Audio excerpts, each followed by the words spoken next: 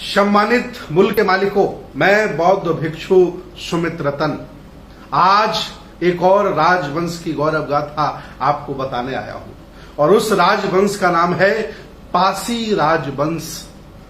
भारतीय इतिहास उठा के देखिए, बौद्ध दर्शन का साहित्य उठा के देखिए, चाहे वो तिब्बती हो, चाहे वो हीनयानी हो, चाहे वो महायानी हो और चाहे वो बर्मा श्रीलंका का साहित्य हो, आपको पता चलेगा कि पासी राजवंश में कितने बड़े बड़े गौरवशाली राजाओं ने जन्म लिया है।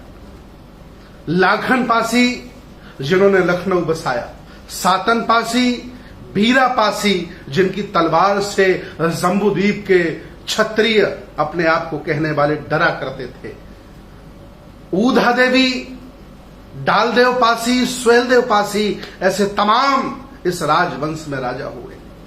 याद रखिए, आप सभी लोग श्रमण परंपरा के समर्थक हुआ करते थे, बुद्ध के अनुयायी हुआ करते थे, क्षमता का भाव था आपके मन में, आप बहादुर थे, वीर थे, लड़ाका थे। आपने अपने पौरुष से, आपने अपनी ताकत से भारत का शासक बनने तक का सफर तय किया। पूरे भारत के राजाओं का इतिहास उठा के हम देखते हैं तो 67 राजा किसी भी राजवंश में नहीं हुए, चाहे वो छोटे हों, चाहे वो बड़े हों, चाहे जमींदार ही क्यों न हों, लेकिन इस पासी राजवंश में 67 राजाओं का जिक्र भारतीय इतिहास में मिलता है। जब आप श्रमण परंपरा को मानने वाले थे, इकट्ठे थे, जागरूक थे, आपका अपना पौरुष आपको पता था, आपका अपना सामर्थ्य आपको पता था, तो ये भारत आपके अधीन था। और जो लोग आज आपको नीच कह रहे हैं, छोटा कह रहे हैं, अछूत कह रहे हैं, आपके मुंह पर थूकने का काम कर रहे हैं, कभी आपके घरों में पानी भरा करते थे। मैं कहना चाहता हूं आज पूरे देश के पासी खानदान के लोगों से, शातन पासी के परिवार के लोगों से, लखनऊ शहर बसाने वाले बिजली पासी के परिवार के लोगों से, इस राजवंश के लोगों से, कि आप अपनी पुरानी शक्ति को पहचानो, आप अपने इतिहास को जानो, आप अपनी संस्कृति को जानो। आपने इस देश को नेतृत्व दिया है, आप कोई छोटे असहाय लोग नहीं हो। इन मनुवादी लोगों ने, ब्राह्मणवादी लोगों ने, आप शासक थे इसलिए इतना बद से बदतर कर दिया, आपसे शिक्षा लेकर, आपसे धन लेकर, आपको वंचित करके, आपको अछूत करके, और देखिए बद से बदतर कर दिया। मैं चाहता हूं आज अपने फिर गौरव को पहचानो और जितने भी अपने और अन्य भाई हैं उनका साथ दीजिए।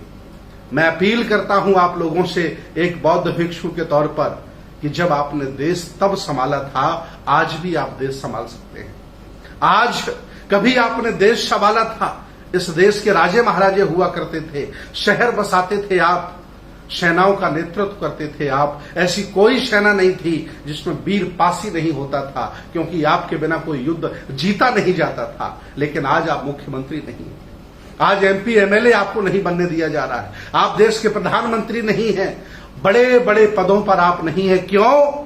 क्योंकि इन्होंने मानसिक गुलाम बना करके धार्मिक, सामाजिक, राजनीतिक, आर्थिक आपके पूरे राजवंश को छिन्न भिन्न करके रखा है। अपनी स्थिति को जानिए, अपनी स्थिति को पहचानिए, अपनी गौरव गाथा को जानिए। कभी आपने देश संभाला था और इतने राजे महाराजे दिए थे, आज ऐसा क्या हो गया है। इसलिए मैं पासी समाज के लोगों से, बिजली पासी के खानदान के लोगों से, ऊधा देवी के परिवार के लोगों से अपील करता हूं कि उठो, जागो और अपने गौरव को पहचानो कि आप इस देश को बनाने वाले थे, इस देश को चलाने वाले थे, इस देश को बहुत कुछ देने वाले थे।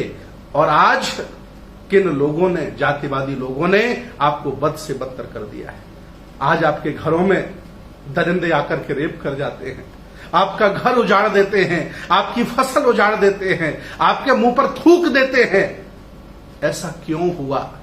इसलिए आज भी अपनी गौरव गाथा को जानिए, बुद्ध की उस संस्कृति को पहचानिए जिसने आपको बल दिया था, जिसमें कोई ऊंच नीच नहीं है, छोटा बड़ा नहीं है, तभी आप शासक बन पाए थे। और जो लोग कभी आपके यहां मजदूरी किया करते थे, आपकी कृपा पर जीते थे, आज वो यहां देश के शासक बन गए हैं।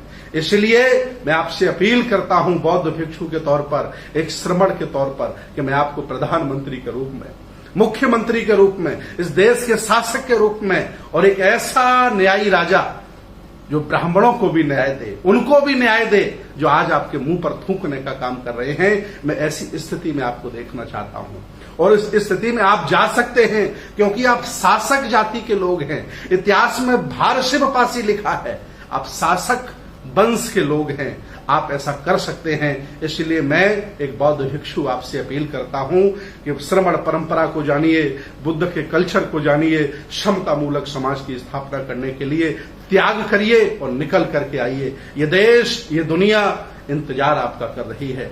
बहुत बहुत साधुवाद, बहुत बहुत धन्यवाद। सबकी जय हो।